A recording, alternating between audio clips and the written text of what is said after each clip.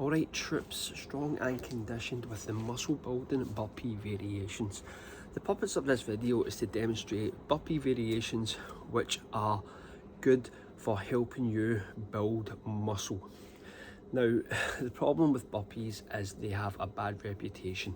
Number one, they're very hard, and number two, they tend to be lazily programmed, namely by fitness instructors who want to think that the people participating in their classes have had a hard workout, so they'll fire burpees in at the end which will be sloppy in execution, but they get the heart rate up and they make people leave thinking they've had an awesome workout.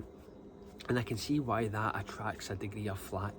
It is what it is. I'm not here to argue that point. If people want to do that, then go for it.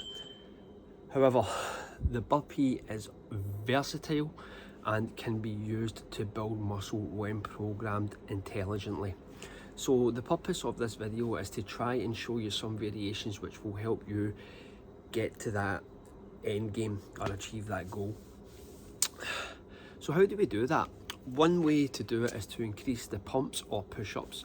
The push-up is the part of the burpee that you should really focus on.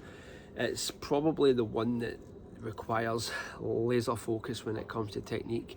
And when you start to take those pumps into the 5+ region, you definitely start going towards failure as the reps increase.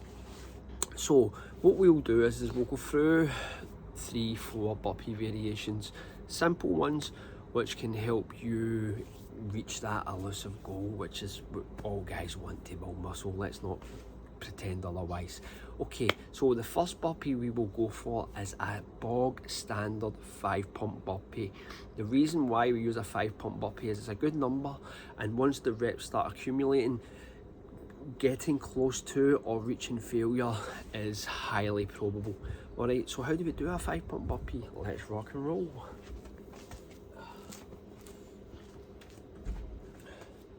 So 5-pump burpee. 1, 2, 3, 4, 5. 1, 2, 3, 4, 5. So with a 5-pump, within a couple of seconds you've already hit 10 push-ups.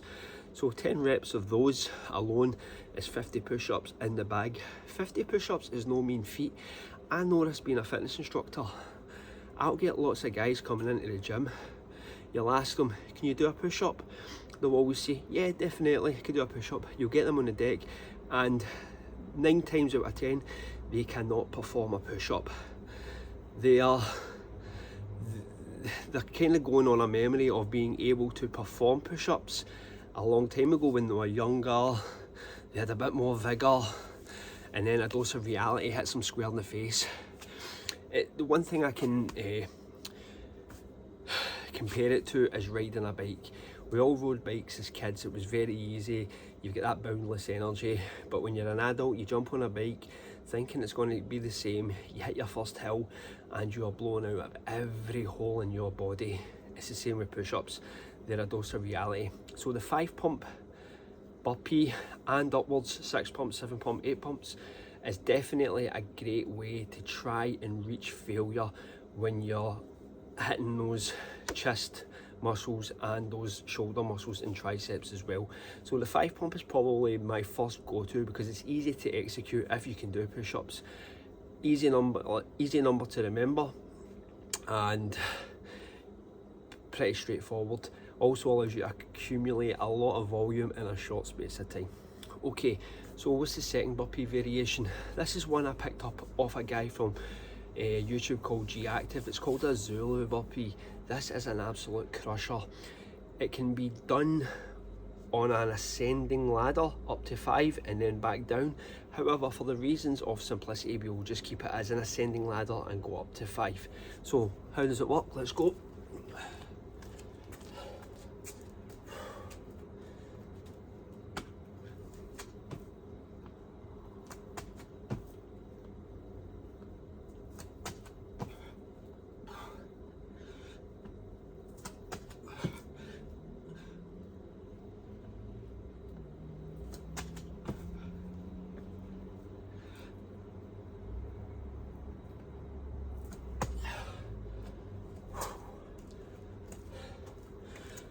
So the Zulu burpee works out as 1 push-up, kick in, 2 push-ups, kick in, work your way up to 5. If you're at an advanced level, you can work your way back down. However, the one I demonstrated is 15 push-ups per rep. So 10 of those is going to equate to 150 push-ups. And that's the beautiful thing about these burpee variations. They're a fun way to get push-ups in, and they're also a great way to store massive amounts of volume in a short space of time. So I would definitely recommend a Zulu burpee.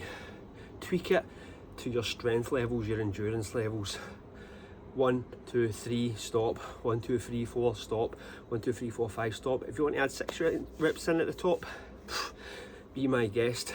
But that is definitely one of my favourites when it comes to taking the muscles to failure and really shocking those chest muscles. Okay, next one. This was one that I did in a collab with Jibby Gastra. It's a 3-pump Navy SEAL kick in into 3 pumps.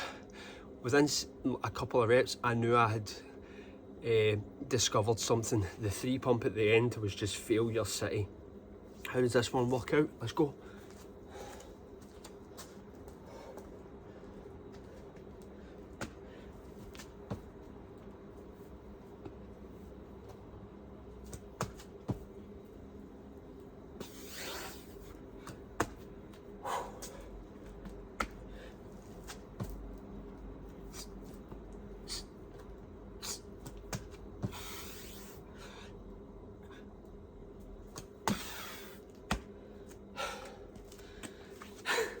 Out of breath just doing that one there.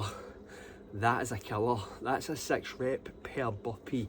So 10 of those is going to reach 60 push-ups. Very demanding. You'll notice within 2 or 3 reps, it's very hard to get that lockout, particularly on the 3 pumps at the end. Plus the Navy SEAL amplifies the effect, because when you do Navy SEALs, you know when you bring your knee up, you need to get full lockout in the push-up. You can't fake a Navy SEAL. You need to get your technique spot on when it comes to Navy SEALs. You're always going to get that full lockout at the top, which is going to achieve that isometric contraction. So you're kind of hitting it from all angles at that point. Now, the last burpee variation is a twist on that theme. It's a Navy SEAL 3-pump back into a Navy SEAL. This is an absolute killer, this one. 10 of these tacked on at the end of a chest day, and you are going to walk out swole as hell. So how do we do that? Let's go.